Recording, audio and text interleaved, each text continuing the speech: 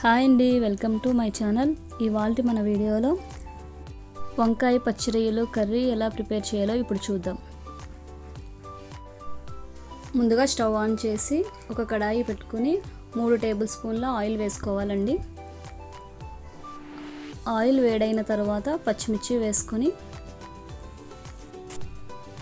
తర్వాత చిన్న చిన్న ముక్కలుగా చేసుకున్న ఆనియన్స్ కూడా వేసుకొని మీడియం ఫ్లేమ్ మీద కలర్ చేంజ్ అయ్యేంత వరకు వేయించుకోవాలి.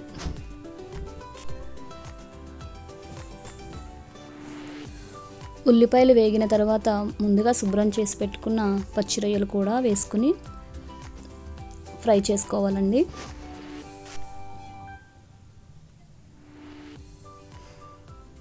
పచ్చి రొయ్యలు కూడా కలర్ చేంజ్ అయింది కదండి. ఇప్పుడు ఇందులో 2 మీడియం సైజు టమాటాలను చిన్న ముక్కలుగా చేసుకుని వేసుకోవాలి. తర్వాత తగినంత సాల్ట్ కూడా వేసుకుని కొద్దిసేపు మగ్గనివ్వాలండి.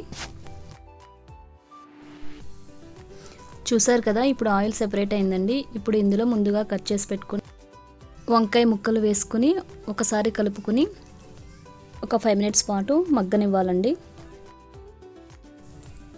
ఇప్పుడు ఇందులో పసుపు, కారం, ధనియాల పౌడర్, గరం మసాలా, కొద్దిగా జీలకర్ర ఇవన్నీ వేసుకుని బాగా కలుపుకొని ఒక 1/2 గ్లాస్ వాటర్ పోసుకొని కరివేపాకు కూడా వేసుకొని ఒకసారి కలుపుకొని 15 మినిట్స్ పాటు ఉడకనివ్వాలండి. చూసారు కదా, చక్కగా ఈ విధంగా కూర ఉడికిపోయింది. చివరిగా కొత్తిమీర వేసుకొని ఒకసారి కలుపుకొని మరొక 5 మినిట్స్ ఉడికించాలండి.